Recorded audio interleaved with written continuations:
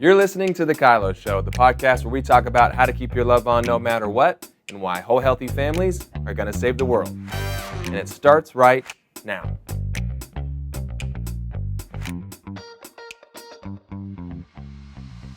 Well, hello and welcome to The KYLO Show. We're back for more. We are. It's kind of been fun because we haven't had a guest. We've been just chatting and talking. It feels like it's been a little while since we've not had someone on a Zoom call with us. So it's kind of great. Yeah. But I'm enjoying the kind of getting to debrief a little bit some of the stuff that, we love and are passionate about. I know that with my book, I just did a TV interview and they were asking me all about the KYLO 5. Yeah. And I was like, you know what? That's all right. I love being famous for the KYLO 5 just as much as my new book. It's great. Which that's what we're diving into is kind of a refresher of the KYLO 5. And we've been talking about our KYLO University with that. But it's been fun. I know. There's a buzz around me about KYLO University. Mm-hmm. People are starting to go, what's KYLO University? What's happening? I'm like, well, stay tuned. You're going to learn. Listening. So we are going back to the basics of KYLO, and but in the context of our KYLO University. So the first one is be powerful. Yep. Key. That's Key. it. Yeah. None of the rest of it works unless you are. And you start there. Yeah. Which is, I guess, why we started with that one. Yeah. Powerless people will not have healthy relationships. Mm-hmm. It's just not going to happen. It's true. Because they really think somebody else is supposed to do it for them. Yeah. And I think that's been the kind of the fun part in watching the students go through this is we start with kind of what does it mean to be powerful, especially in your relationship with God. I know this is a stretch. This is an adjustment. God wants you to be powerful in his relationship with you. What? And you're like, wait a minute, I thought I was supposed to be a slave. I thought I was just supposed to, do what I'm told. I'm like, well, think about it. Mm-hmm. He didn't give you a spirit of timidity, but of power, love, and self-control. That's the spirit that you are of that Jesus is talking about. Yeah.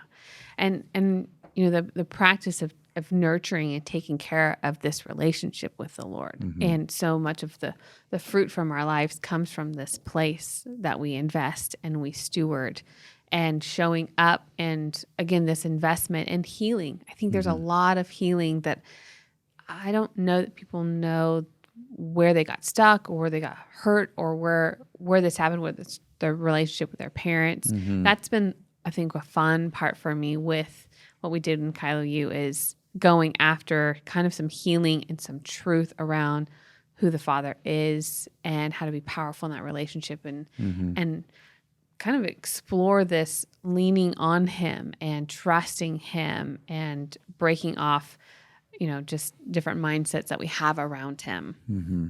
Yeah. And I think that this, the understanding the relationship of being powerful with God is mirrored in the analogy that Christ is coming for a bride who made herself ready. Mm-hmm. And she made herself ready because she became a worthy companion, with the all-powerful Christ. You're like, okay, that Jesus isn't looking for some frumpy little doormat, He's literally choosing this mate, this partner, this companion for eternity. Yeah. And so it speaks of what is it that the bride has to do to make herself ready? Well, you got to show up, you got to own you. You've got to do your half of the love. Mm-hmm.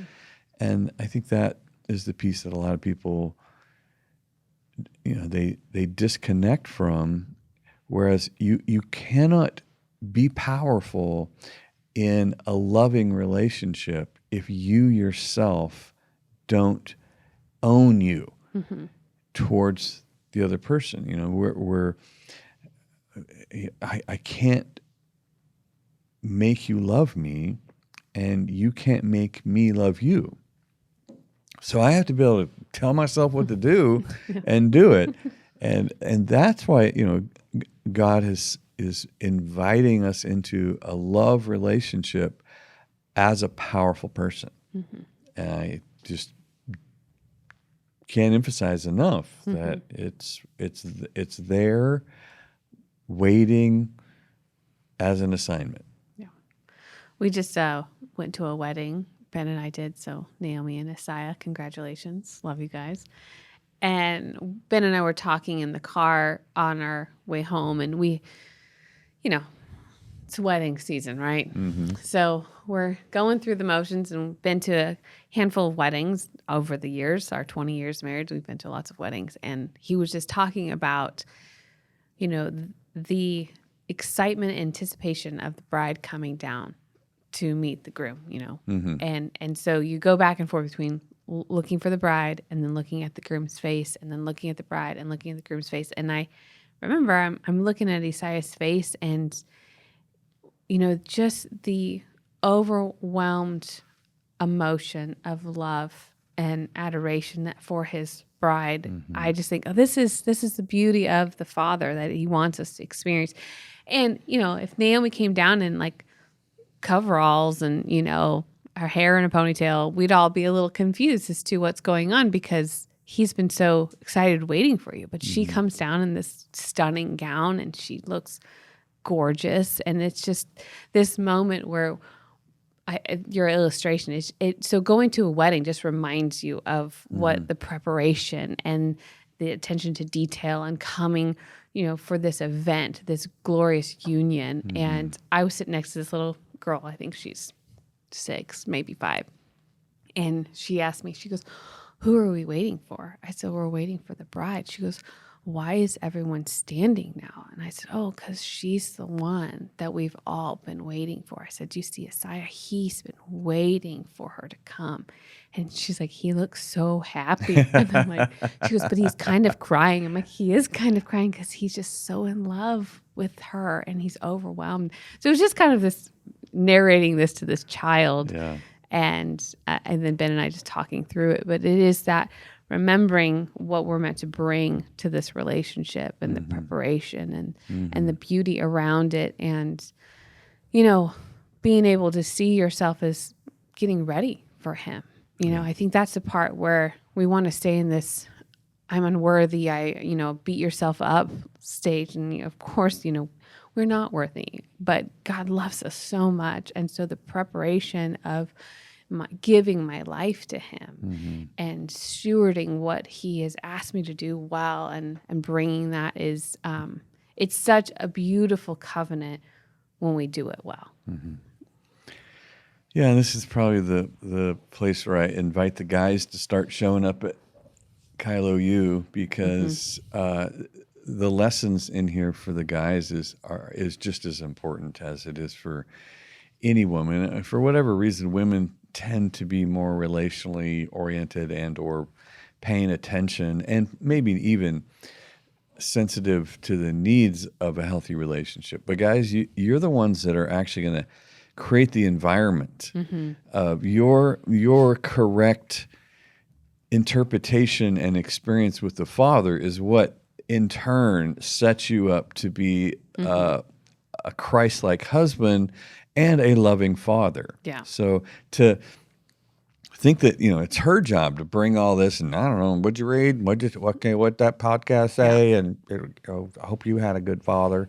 That stuff's got to go. And the men have got to actually step up and say, I am training in love. Yeah. I'm going to start with getting my relationship with my loving Father.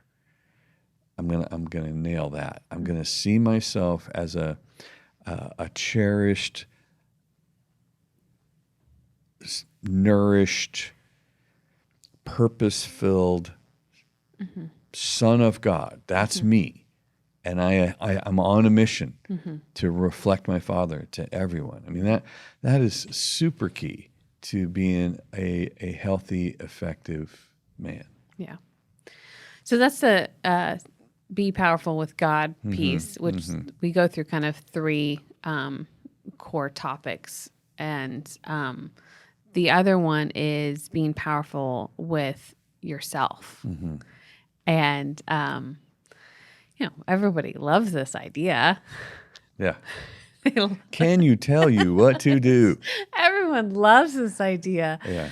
And we talked about control your freaking self. That's been the coined phrase I've heard a few times repeated since. Hey, you control freaks. Yeah. Control your freaking self. You've put it on here. Yeah. I like to put it in perspective of, how's your heart and controlling yourself and your ability to be powerful when you're in that Starbucks line and someone gets it wrong, or you're in you're in a rush.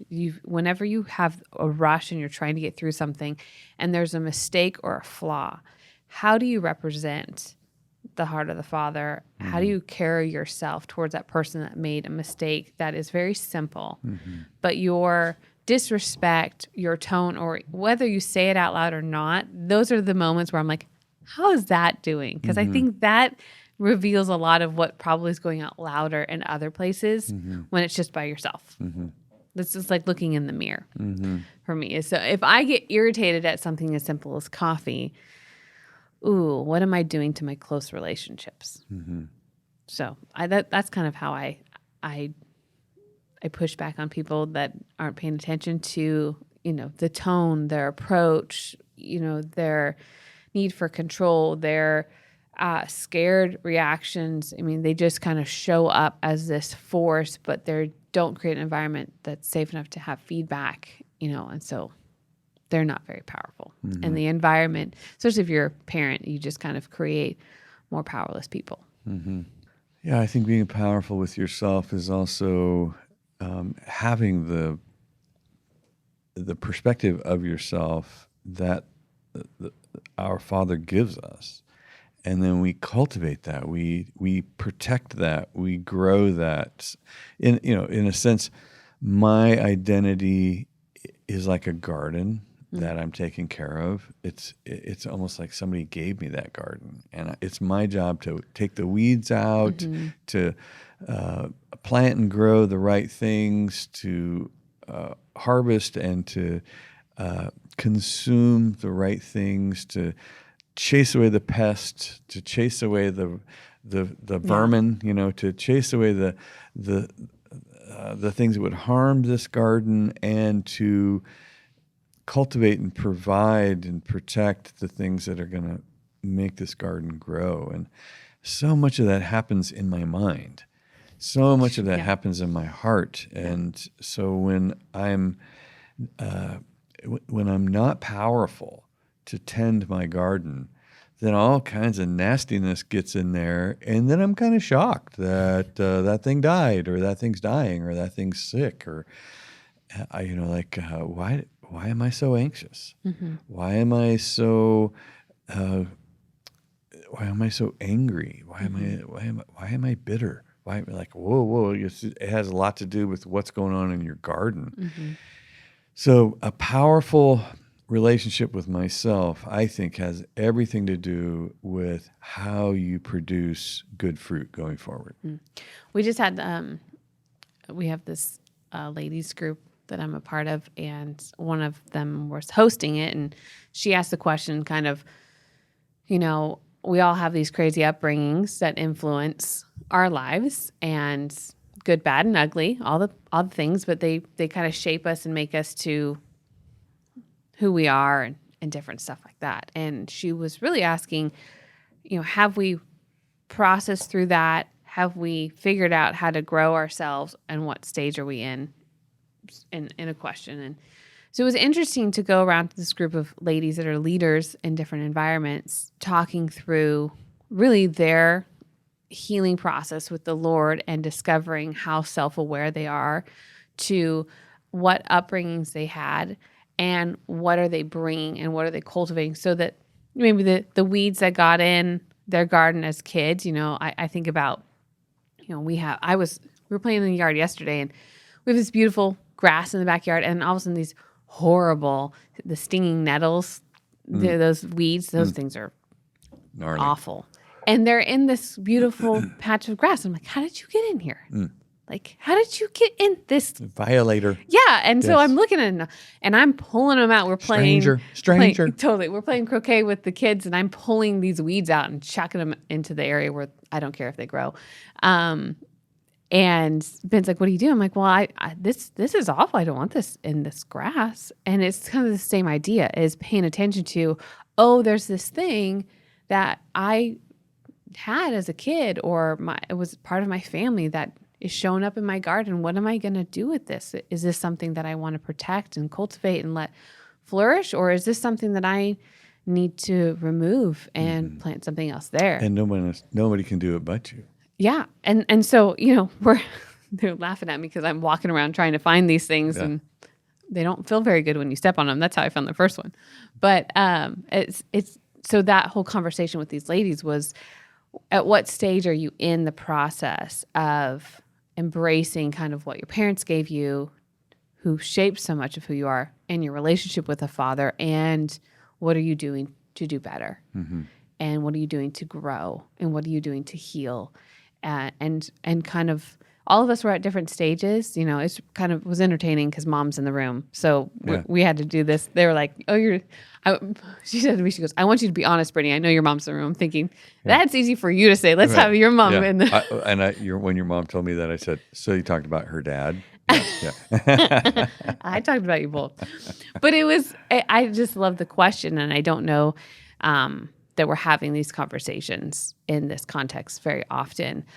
With the beautiful part of KYLO U is helping people along the journey as they walk through God, their self, and others. Is we're helping them discover this. We know how to ask good questions to help them get to, hey, you've been stepping on that weed. I don't know if you realize that, ow, it's because of that. Did you want to do something about that? And again, we can't control anybody, but we are asking really great questions, and they're in this environment with these people that are doing the work and cleaning out their garden. So it's been fun, but that's kind of what I see it as, just this process of discovery. And then our third area would be, being powerful with others. So it's all about connection. Like, are you connected with God? Are you connected with yourself, with your own heart? And can you connect with others? And so the export system of a powerful life, of a healthy garden, is what other people experience with you. And if you don't get all that stuff, if you don't get all the stinging nettles out of your garden, then people experience the sting. They experience the lack of progress that you've made on yourself, that came from the lack of progress you made in understanding who your father is. I mean, it's all upstream. So it flows, and then the manifestation of your life is how those relationships go. And so many people want to blame the other person or other people. Like idiots. I'm surrounded by idiots. You're like, wait a second, idiots attract idiots. Unhealthy attracts unhealthy. Bitter attracts bitter. Punishing attracts punishing. And lovely attracts lovely. And truth attracts truth. And so you really you pay attention to the people around you, and if you don't like who you've surrounded yourself with, that's you. That's you. And I don't have any criminal friends, but criminals only pretty much have criminal friends. That's how this works. So who are you attracting? And then what is the experience that you're having with who you find yourself surrounded by? And the others category is, your family, your children, your spouse, your friends, your coworkers. The others category is quite a big category. And obviously there's different rings of influence. It's been fun because Delaney is, had her job, and she's getting ready to move and all these things. And her boss just left and got moved to a different store location. Oh, wow. And so it was her last day yesterday, and she came and found Delaney and gave her a hug and said, "You are one of the hardest workers we have. And if you need anything, you let me know." And then she told me again last night how a bunch of the kids her age are, I don't know them, but what I hear about them is, I'm really glad Delaney doesn't hang out with them. She hangs out with most of the managers. It's how she's been grafted in, is a lot of the managers give her jobs and different things like this. But what I'm discovering is her learning that how she carries herself and what she believes about herself and her relationship with the Lord and what she brings to others has an influence and has an impact. And so the feedback she keeps getting from all of her managers is that she is their favorite closer because they can trust that things will get done, because that's how Delaney lives her life. And so she is respectful and she is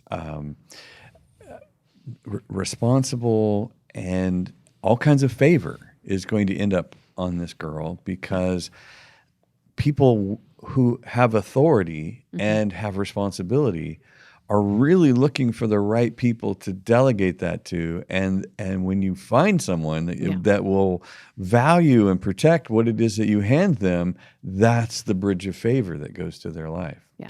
So much about connecting with others has to do with what you brought to the relationship, and then there's an exchange. Yeah, which is really fun. I've loved actually having conversations with our students. The beginning of the school year, when they would talk about their frustrations or their struggles and being powerful, a lot of it was the other person. Yeah. They do this. Yeah. They do that. And now it has been, I realized this is what I was bringing. I wasn't able to own that piece. And just the transformation between the beginning, it's only 16 weeks. From the start to the finish in the language of being powerful, what has changed. And I told him that in our group. I'm like, it's so fun to hear how your ownership of your life has changed in just a short amount of time. It's amazing. Yeah. Which is really exciting because we're actually going to invite you. We've had some conversations. And have this conversation with, we're going to have a couple of our students, but the first one that we have is Victoria, and it's a really fun to listen to the transformation of being powerful and what that looks like.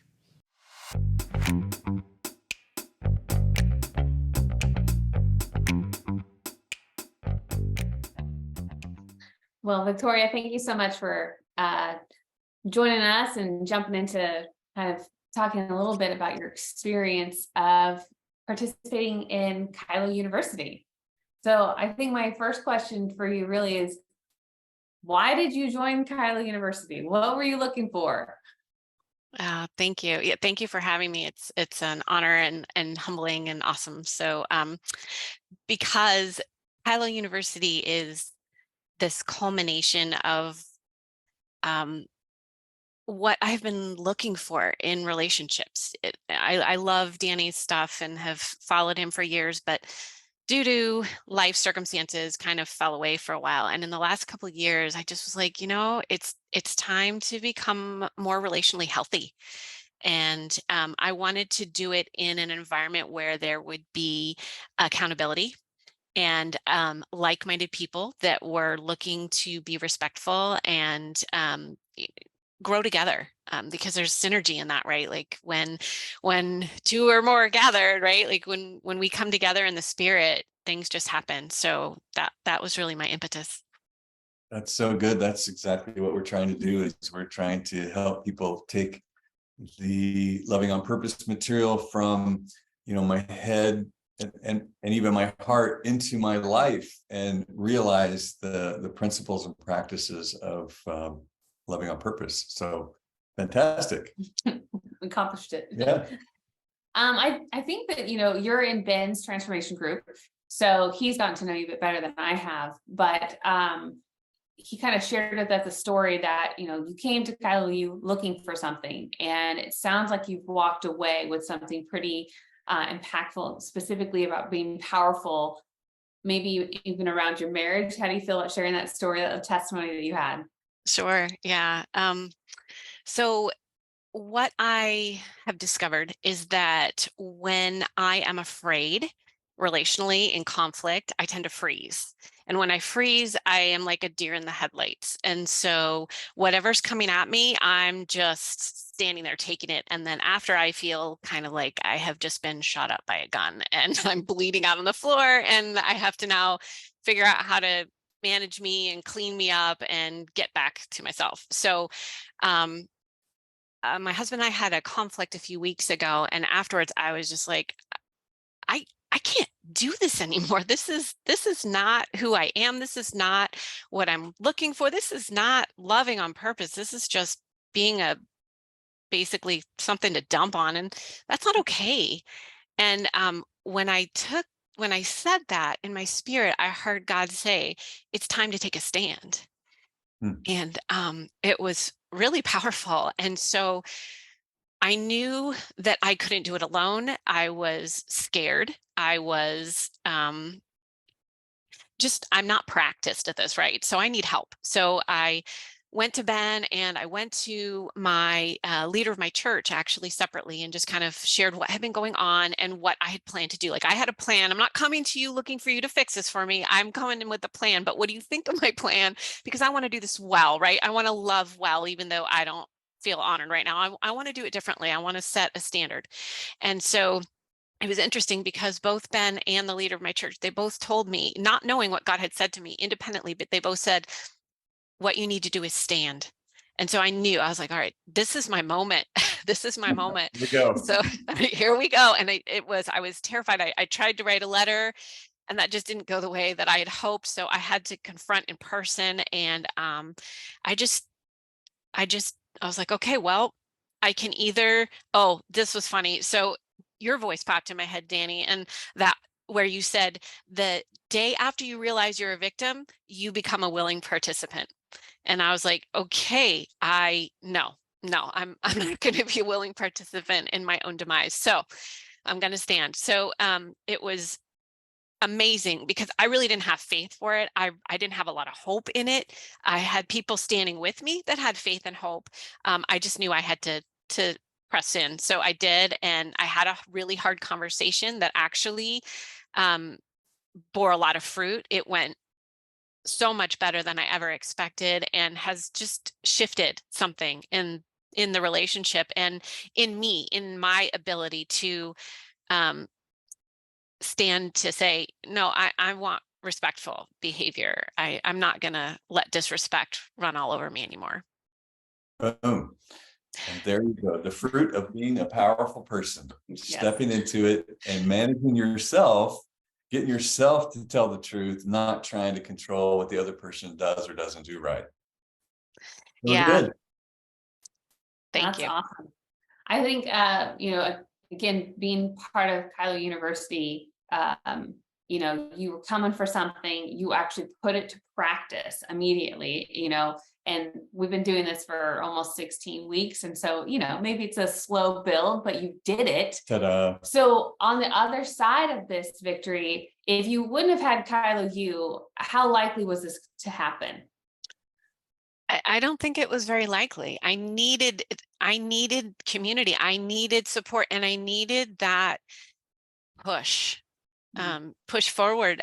Trying to do it by yourself with all the voices in your head and all the things that you learned growing up that were wrong. Like, there's just too many things stacked against us. And, I've done sozo, I've done inner healing, I've done a lot of things, and I have good friends and a lot of support. But when it came to building that momentum inside of me to realize, oh, I can do this differently, I needed this. It's been very powerful, and I'm very grateful. Congratulations. That's awesome. Yeah. Well done. It also helps us know that we did a good job. That's what we wanted to do. Yes, mission accomplished. We did a good job. Yeah. That's the goal, and the heart is helping you be transformed. That is what we love.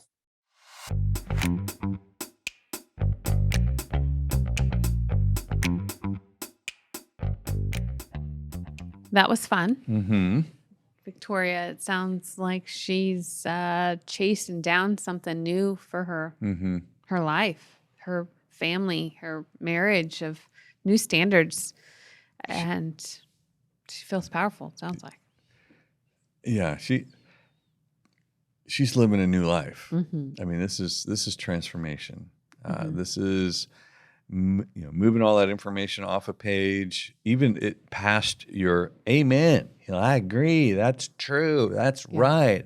It should be like that. Mhm. Move it past all that into, oh my God, I got to do something different. I got to actually activate this Uh-huh. in this real. I got to say something. I gotta leave the room. Whatever it Mhm. takes. Here we go. This is, God's given me a spirit of power. I am a powerful person. Hear me roar. Mhm. Here I go. And that, I think, is, Victoria has lived a very long time the other way. Yeah. And now even the people around her now are like, what is going on with mom? What is going on with my wife? What is going on with my sister? What is happening with my friend? Mhm. Like, all these changes are now happening, and those things will sort. But most likely what's going to happen is everyone is going to benefit from one person's change. Mhm. Yeah, I love hearing her courage to step forward and be powerful, Mhm. and the response even from her husband. And you're right in that it's going to change the whole dynamic of this family. Yeah. And that's the whole healthy families are going to save the world. Is That's- we need someone willing to not just listen to the KYLO show, but do it. Be the change you want to Be see the change. in your family. And doing the work, and which is what the Lord asks us to do. We have to do it. So I was talking to somebody about social media and different things, and we get all these clips of information on social media, or these brief exchanges of powerful, profound wisdom, and we're like, yes, we love it. It's amen. It's good. Mm-hmm. But the switch from agreeing with something to applying it in your life is a dramatic difference. Yeah.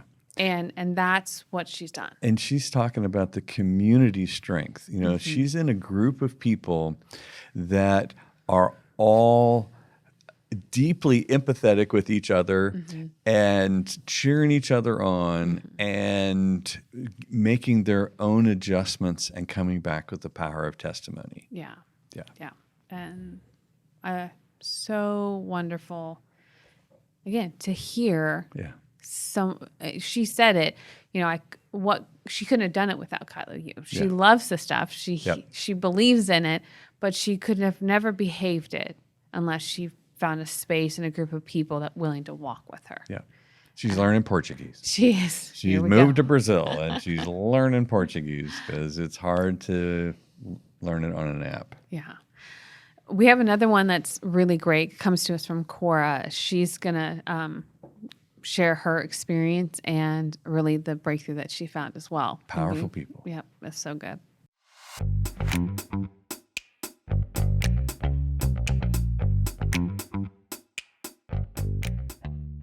All right. Well, Cora, thank you so much for joining us and really participating in our little kind of exchange of some powerful encounters that you had on KYLO University.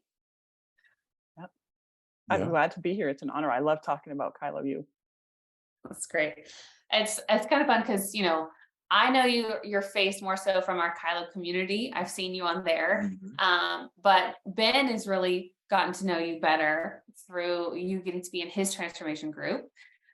So he got to share a little bit of kind of watching you grow. But before we jump into that, can you tell me, why did you join KYLO University? What brought you to this place, and what were you looking for? Oh man. I did it because I joined KYLO U because I want to be a better parent. If you're going to boil it down, I have 3 young kids, and just saw some stuff in myself that was like, ooh, I do not want to pass this on. I definitely want this to end with me. And I mean, I've gotten so much more out of it than just like better parenting skills. But yeah, that was really the kind of big catalyst, was like, how do I grow in this area of kind of self-awareness and all that stuff, right, that it takes in order to kind of raise these kids up better than than to kind of what I had, so to speak. Sure. Yeah. Which is kind of one of our goals is to whole healthy families are going to save the world, and so whole healthy people create whole healthy parents who create whole healthy families. So awesome! This is the perfect place for you. Yep. Totally. So in kind of, again, Ben's sharing with me and us that your growth process, one of the areas that he highlighted is you kind of learning how to be powerful in different relationships that are pretty intimate relationships, maybe not directly your spouse, but someone that is really tied closely in, you know, family. And so is that a topic that you can share with us, just kind of some of the growth areas that you've had through KYLO U and being powerful in those relationships? Yes, absolutely. Yeah. Yeah, so that was with my my in-laws, so my parents' family. I get along pretty good with his parents, and he's comes from a large family. He's got like 4 brothers and sisters. There's 5 of them, and then they have spouses and kids and all this. So yeah, very, very different kind of cultures that we have. And when I was talking to Ben about it, he was saying there's a culture that you come with that your family has, right? And then there's a culture that you create when you get married. And sometimes those cultures kind of collide, and you have to decide, okay, whose culture are we actually going to run with, right? Yeah. So yeah, it's been a beautiful thing. They really value family. So that's a foundation that we all have. But then, like, how do we walk that out? So in terms of kind of what I walked through was like, my husband and I being on the same page was the first thing. Was like, okay, what's our priorities? Ben also asked me a really good question, like, what are you trying to protect? Not what are you trying to run away from? So that's been like a foundational thing for us now, to say, okay, I'm going to be powerful. What am I protecting? I don't need to run away. I can stand, and I can do it kindly and lovingly, but I can still stand for what I believe is important and what I want to protect. And interacting with them, I shifted my focus. So my desire now when I hang out with them is what can I give, right? People don't care how much you know until they know how much you care. So going in really with a servant's heart and saying, what can I give in these situations? Starting to ask more questions. I love what we've learned about the importance of asking questions and asking good questions. And I find myself actually connecting with people on deeper levels than I did before. So then that lowers anxiety, right, when we're hanging out. And yeah, also allows me to be powerful if I say no, thank you, or, you know, can we adjust kind of what's happening? You're building that rapport. So then it's not as scary to kind of come in and ask for change, or come in and hold my standard, if that makes sense. Awesome. So you're bringing what you want to protect, which is be powerful, be connected, be a good listener, communicate what it is that you need, and not need to try to control the in-laws, but simply just be seen in the light, and let them be seen, and build a relationship of meeting the needs of each other. That's great. She's definitely reciting all of the things that I feel like we've gone through in Transformation Group and KYLO U curriculum. Yes, so she's a attentive student. Great student. Yes, well done. That is for sure. I do love it. Sounds like you gained a lot of confidence in even approaching, being powerful and prioritizing connection, because those normals I'm married with in-laws, they clash and it can be scary and, all the things that are at risk, but you seem to have really leaned in. I'm guessing through the KYLO you experience has helped give you courage to be able to lean in. Oh, absolutely. Even to know, I don't have to know what to do right now. I can just ask a question. I can clarify. I can, right? Having these tools to be able to fall back on even allows me to come into the situation and say, I don't know what's going to happen, but I have some tools that I can fall back on regardless of what happens in this situation, whether it goes smoothly, whether it doesn't go smoothly this time. Yeah. And that, again, lowers anxiety. So then I can go in a calmer state, which is obviously just going to help everything. Totally. Brilliant. Bring the peace and bring out our best selves. That's awesome. Thank you so much, Cora. I think that was just a powerful example of leaning in and being courageous and putting the tools to work. Awesome. Thank you.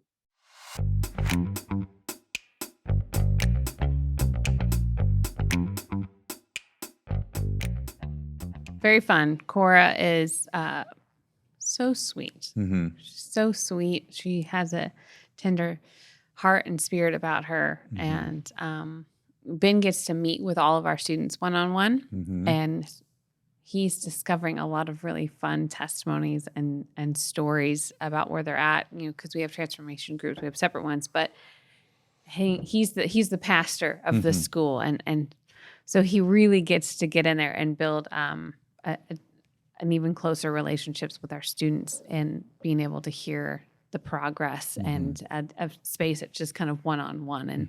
And he has a lot of fun doing that because he gets to capture the testimonies kind of firsthand. So, Yeah.